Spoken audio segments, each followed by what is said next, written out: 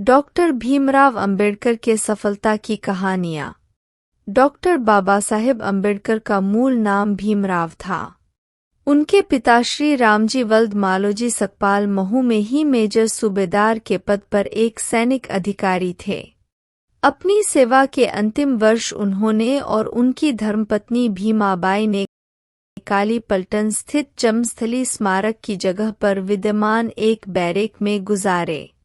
सन 1891 में 14 अप्रैल के दिन जब रामजी सूबेदार अपनी ड्यूटी पर थे, तब 12 बजे यहीं भीमराव का जन्म हुआ। डॉक्टर भीमराव अंबेडकर जाति से दलित थे। उनकी जाति को अछूत जाति माना जाता था, इसलिए उनका बचपन बहुत ही मुश्किलों में व्यतीत हुआ था। बाबा साहेब अंबेडकर सहित सभी निम्न जाति के लोगों को सामाजिक बहिष्कार, अपमान और भेदभाव का सामना करना पड़ता था।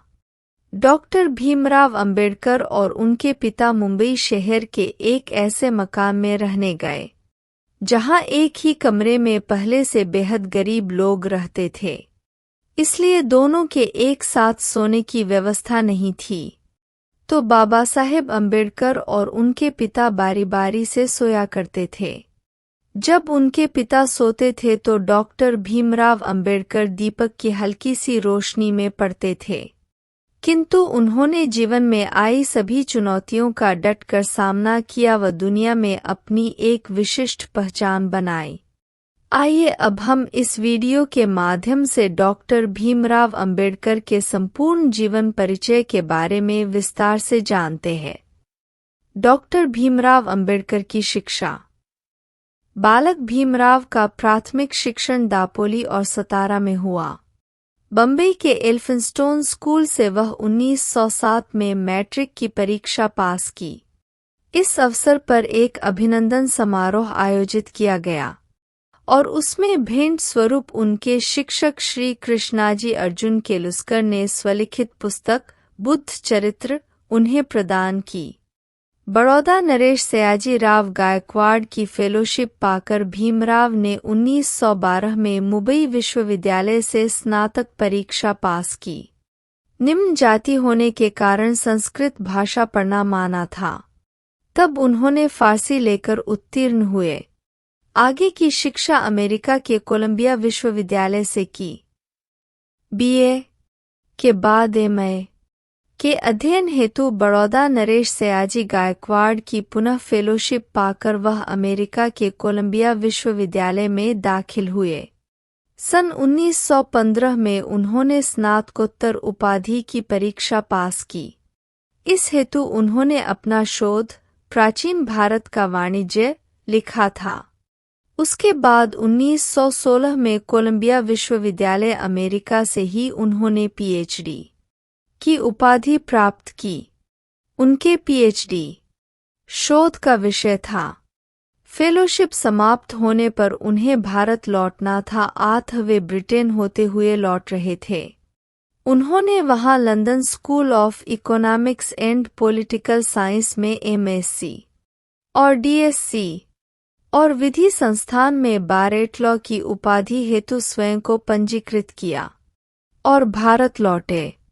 सबसे पहले छात्रवृत्ति की शर्त के अनुसार बड़ौदा नरेश के दरबार में सैनिक अधिकारी तथा वित्तीय सलाहकार का दायित्व स्वीकार किया। पूरे शहर में उनको किराए पर रखने को कोई तैयार नहीं होने की गंभीर समस्या के कारण से वह कुछ समय के बाद ही मुंबई वापस लौट आए। डॉक्टर भीमराव अंबेडकर के दलित प्रतिनिधित्व। वहां परेल में डबक चाल और श्रमिक कॉलोनी में रहकर अपनी अधूरी पढ़ाई को पूरी करने हेतु पार्ट टाइम अध्यापकी और वकालत कर अपनी धर्मपत्नी रमाबाई के साथ जीवन निर्वाह किया।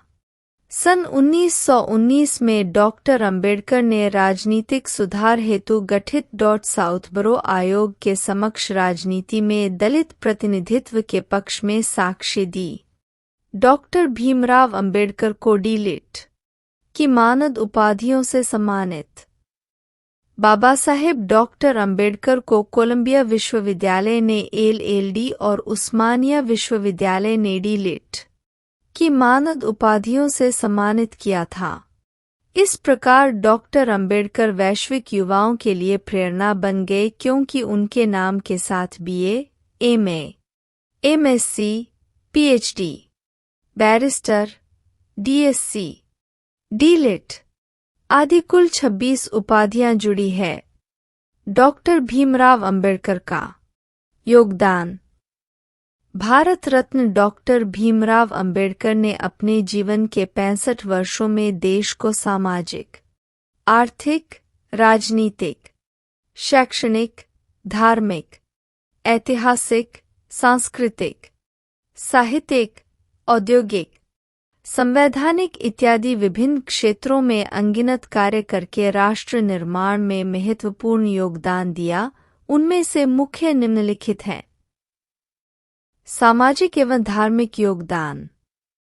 मानवाधिकार जैसे दलितों एवं दलित आदिवासियों के मंदिर प्रवेश, पानी पीने, छुआछूत, जाति-पाति, ऊंच नीच जैसी सामाजिक कुरीतियों को मिटाने के लिए मनुस्मृति देहिन 1927, महाड़ सत्याग्रह वर्ष 1928, नासिक सत्याग्रह वर्ष 1930, येवला की गर्जना वर्ष 1935 जैसे आंदोलन चलाए।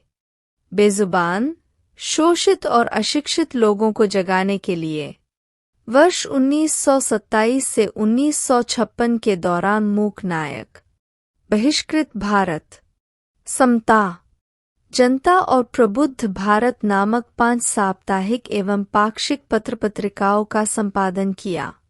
कमजोर वर्गों के छात्रों को छात्रावासों, रात्रि स्कूलों, ग्रंथालयों तथा शैक्षणिक गतिविधियों के माध्यम से अपने दलित वर्ग शिक्षा समाज स्था 1924 के जरिए अध्ययन करने और साथ ही आय अर्जित करने के लिए उनको सक्षम बनाया। भीमराव अंबेडकर की जीवनी और छुआछूत विरोधी संघर्ष। डॉक्टर भीमराव अंबेडकर छुआछूत की पीड़ा को जन्म से ही झेलते आए थे। जाति प्रथा और ऊंच नीच का भेदभाव वह बचपन से ही देखते आए थे और इसके स्वरूप उन्होंने काफी अपमान का सामना किया। डॉक्टर भीमराव अंबेडकर ने छुआछूत के विरुद्ध संघर्ष किया और इसके जरिए वे निम्न जाति वालों को छुआछूत की प्रथा से मुक्ति दिलाना चाहते थे और समाज में बराबर का दर्जा दिलाना चाहते थे। 1920 के दशक में मुंबई में डॉक्टर भीमराव अंबेडकर ने अपने भाषण में यह साफ-साफ कहा था कि जहां मेरे व्यक्तिगत हित और देश हित में टकराव होगा, वहां पर मैं देश के हित को प्राथमिकता दूंगा, परंतु जहां दलित जातियों के हित और देश के हित में टकराव होगा, वहां दलित जातियों को प्राथमिकता दूंगा। वे दलित वर्ग के लिए मसीहा के रूप में सामने आए, जिन्होंने अपने अंतिम क्षण तक दलितों को सम्मान दिलाने के लिए संघर्ष किया। सन 1927 में अछूतों को लेने के लिए एक सत्याग्रह का नेतृत्व किया और सन 1937 में मुंबई में उच्च न्यायालय में मुकदमा जीत लिया। सन 1945 में उन्होंने अपनी पीपुल्स एजुकेशन सोसाइटी के जरिए मुंबई में सिद्धार्थ महाविद्यालय तथा औरंगाबाद में मिलिंद महाविद्यालय की स्थापना की। बौद्धिक, वैज्ञानिक प्रतिष्ठा। भारतीय संस्कृति वाले बौद्ध धर्म की 14 अक्टूबर 1956 को 5 लाख लोगों के साथ नागपुर में दीक्षा ली तथा भारत में बौद्ध धर्म को पुनर्स्थापित कर अपने अंतिम ग्रंथ द बुद्धा एंड हिज धम्मा के द्वारा निरंतर वृद्धि का मार्ग प्रशस्त किया। जात पांत तोड़क मंडल वर्ष 1937 लाहौर अधिवेशन के लिए तैयार अपने अभिभाषण को जातिभेद निर्मूलन नामक उनके ग्रंथ ने भारतीय समाज को धर्म ग्रंथों में व्याप्त मिथ्या, अंधविश्वास एवं अंधश्रद्धा से मुक्ति दिलाने का कार्य किया। हिंदू विधेयक संहिता के जरिए महिलाओं को तलाक, संपत्ति में उत्तराधिकार, आदि का प्रावधान कर उसके कार्यान्वयन के लिए वह जीवन पर्यंत संघर्ष करते रहे। डॉक्टर भीमराव अंबेडकर के आर्थिक, वित्तीय और प्रशासनिक योगदान।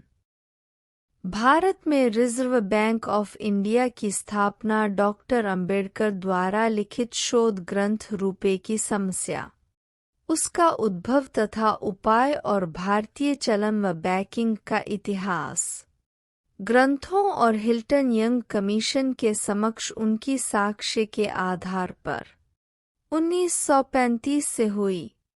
उनके दूसरे शोध ग्रंथ ब्रिटिश भारत में प्रांतीय वित्त का विकास के आधार पर देश में वित्त आयोग की स्थापना हुई। कृषि में सहकारी खेती के द्वारा पैदावार बढ़ाना, सतत विद्युत और जल आपूर्ति करने का उपाय बताया। औद्योगिक विकास, जल संचय, सिंचाई, श्रमिक और कृषक की उत्पादकता और आय बढ़ाना, सामूहिक तथा सहकारिता से प्रगत खेती करना, जमीन के राज्य स्वामित्व तथा राष्ट्रीयकरण से सर्वप्रभुत्व संपन्न समाजवादी गणराज्य की स्थापना करना। सन 1945 में उन्होंने महानदी का प्रबंधन की बहुउद्देशीय उपयुक्तता को परख कर देश के लिए जलनीति तथा औद्योगिकरण की बहुउद्देशीय आर्थिक नीतियां जैसे नदी एवं नालों को जोड़ना, हीराकुंड बांध, दामोदर घाटी बांध, सोन नदी घाटी परियोजना, राष्ट्रीय जलमार्ग, केंद्रीय जल एवं विद्युत प्राधिकरण बनाने के मार्ग प्रशस्त किए। सन 1944 में प्रस्तावित केंद्रीय जल मार्ग तथा सिंचाई आयोग के प्रस्ताव को डॉट 4 अप्रैल 1945 को वायसराय द्वारा अनुमोदित किया गया तथा बड़े बांधों वाली तकनीकों को भारत में लागू करने हेतु प्रस्तावित किया। उन्होंने भारत के विकास हेतु मजबूत तकनीकी संगठन का नेटवर्क ढांचा प्रस्तुत किया। उन्होंने जल प्रबंधन तथा विकास और नैसर्गिक संसाधनों को देश की सेवा में सार्थक रूप से प्रयुक्त करने का मार्ग प्रशस्त किया। डॉक्टर भीमराव अंबेडकर के द्वारा संविधान तथा राष्ट्र निर्माण।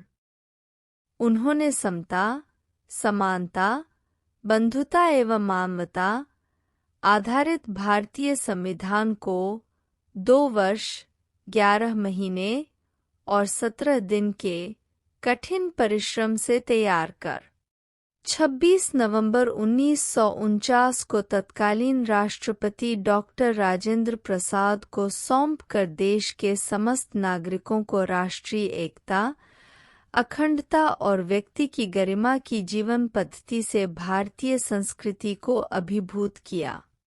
वर्ष 1951 में महिला सशक्तिकरण का हिंदू संहिता विधेयक पारित करवाने में प्रयास किया और पारित न होने पर स्वतंत्र भारत के प्रथम कानून मंत्री के पद से इस्तीफा दिया।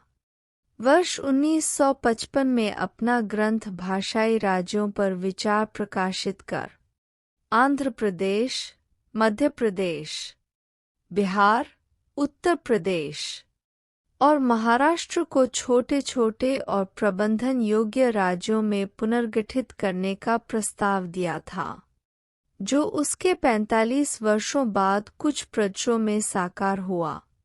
निर्वाचन आयोग, योजना आयोग, वित्त आयोग, महिला पुरुष के लिए समान नागरिक हिंदू संहिता, राज्य पुनर्गठन और बड़े आकार के राज्यों को छोटे आकार में संगठित करना, राज्य के नीति निर्देशक तत्व, मौलिक अधिकार, मानवाधिकार, कॉम्पट्रोलर व ऑडिटर जनरल, निर्वाचन आयुक्त तथा राजनीतिक ढांचे को मजबूत बनाने वाली सशक्त सामाजिक, आर्थिक, शैक्षणिक एवं विदेश नीति बनाई। प्रजातंत्र को मजबूती प्रदान करने के लिए राज्य के तीनों अंगों न्यायपालिका, कार्यपालिका एवं विधायिका को स्वतंत्र और पृथक बनाया तथा समान नागरिक अधिकार के अनुरूप एक व्यक्ति, एक मत और एक मूल्य के तत्व को प्रस्थापित किया। विधायिका, कार्यपालिका एवं न्यायपालिका में अनुसूचित जाति एवं जनजाति के लोगों की सहभागिता संविधान द्वारा सुनिश्चित की तथा भविष्य में किसी भी प्रकार की विधायिकता जैसे ग्राम पंचायत, जिला पंचायत, पंचायत राज इत्यादि में सहभागिता का मार्ग प्रशस्त किया। सहकारी और सामूहिक खेती के साथ साथ उपलब्ध जमीन का राष्ट्रीयकरण कर भूमि पर राज्य का स्वामित्व स्थापित करने तथा सार्वजनिक प्राथमिक उद्यमों यथा बैंकिंग, बीमा आदि उपक्रमों को राज्य नियंत्रण में रखने की पुरजोर सिफारिश की तथा कृषि की छोटी जोतों पर निर्भर बेरोजगार श्रमिकों को रोजगार के अधिक अवसर प्रदान करने के लिए उन्होंने औद्योगिकरण की सिफारिश की। डॉक्टर भीमराव अंबेडकर के द्वारा शिक्षा, सामाजिक सुरक्षा एवं श्रम कल्याण में योगदान। वायसराय की काउंसिल में श्रम मंत्री की हैसियत से श्रम कल्याण के लिए श्रमिकों की 12 घंटे से घटाकर 8 घंटे कार्य समय, समान कार्य समान वेतन, प्रसूति अवकाश, संवैधानिक अवकाश, कर्मचारी राज्य बीमा योजना, स्वास्थ्य सुरक्षा, कर्मचारी भविष्य निधि अधिनियम 1952 बनाना, मजदूरों एवं कमजोर वर्ग के हितों के लिए तथा सीधे सत्ता में भागीदारी के लिए स्वतंत्र मजदूर पार्टी का गठन कर 1937 के मुंबई प्रेसिडेंसी चुनाव में 17 में से उन्होंने 15 सीटें जीतीं। कर्मचारी राज्य बीमा के तहत स्वास्थ्य, अवकाश, अपंग सहायता, कार्य करते समय आकस्मिक घटना से हुए नुकसान की भरपाई करने और अन्य अनेक सुरक्षात्मक सुविधाओं को श्रम कल्याण में शामिल किया। कर्मचारियों को दैनिक भत्ता, अनियमित कर्मचारियों को अवकाश की सुविधा, कर्मचारियों के वेतन श्रेणी की समीक्षा, भविष्य निधि, कोयला खदान तथा माइका खनन में कार्यरत कर्मियों को सुरक्षा संशोधन विधेयक सन 1944 में पारित करने में उन्होंने महत्वपूर्ण भूमिका निभाई।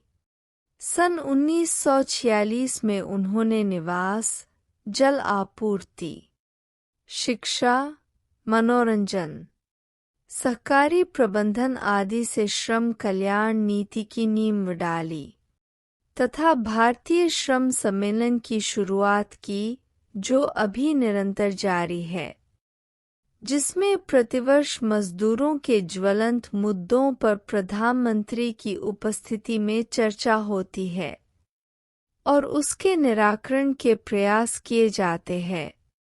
श्रम कल्याण निधि के क्रियान्वयन हेतु सलाहकार समिति बनाकर उसे जनवरी 1944 में अंजाम दिया। भारतीय सांख्यिकी अधिनियम पारित कराया ताकि श्रम की दशा, दैनिक मजदूरी, आय के अन्य स्रोत, मुद्रास्फीति, ऋण, आवास, रोजगार, जमा पूंजी तथा अन्य निधि व श्रम विवाद से संबंधित नियम संभव कर दिया। 8 नवंबर 1943 को उन्होंने 1926 से लंबित भारतीय श्रमिक अधिनियम को सक्रिय बनाकर उसके तहत भारतीय श्रमिक संघ संशोधन विधेयक प्रस्तावित किया और श्रमिक संघ को सख्ती से लागू कर दिया। स्वास्थ्य बीमा योजना, भविष्य निधि अधिनियम, कारखाना संशोधन अधिनियम, श्रमिक विवाद अधिनियम, न्यूनतम मजदूरी अधिनियम और विधिक हड़ताल के अधिनियमों को श्रमिकों के कल्याणार्थ निर्माण कराया। डॉक्टर भीमराव अंबेडकर का निधन। डॉक्टर भीमराव अंबेडकर सन 1948 से मधुमेह, डायबिटीज, से पीड़ित थे और वह 1954 तक बहुत बीमार रहे थे। 3 दिसंबर 1956 को डॉक्टर भीमराव अंबेडकर ने अपनी अंतिम पांडुलिपि बुद्ध और धम्म को पूरा किया और 6 दिसंबर 1956 को अपने घर दिल्ली में अपनी अंतिम सांस ली थी। बाबा साहेब का अंतिम संस्कार चौपाटी समुद्र तट पर बौद्ध शैली में किया गया। इस दिन से अंबेडकर जयंती पर सार्वजनिक अवकाश रखा जाता है। बाबा साहेब अंबेडकर के बारे में कुछ रोचक तथ्य जानें। भारत के झंडे पर अशोक चक्र लगवाने वाले डॉक्टर बाबा साहेब भीमराव अंबेडकर ही थे। डॉक्टर भीमराव अंबेडकर लगभग 9 भाषाओं को जानते थे। भीमराव अंबेडकर ने 21 साल की उम्र तक लगभग सभी धर्मों की पढ़ाई कर ली थी। भीमराव अंबेडकर ऐसे पहले इंसान थे जिन्होंने अर्थशास्त्र में पीएचडी विदेश जाकर की थी। भीमराव अंबेडकर के पास लगभग 32 डिग्रियां थीं। बाबा साहेब आज़ाद भारत के पहले कानून मंत्री थे। भीमराव अंबेडकर हिंदू महार जाति के थे जिन्हें समाज अछूत मानता था। भीमराव अंबेडकर कश्मीर में लगी धारा नंबर 370 के खिलाफ थे। दोस्तों, इस तरह का वीडियो देखने के लिए चैनल को लाइक एवं सब्सक्राइब जरूर करें।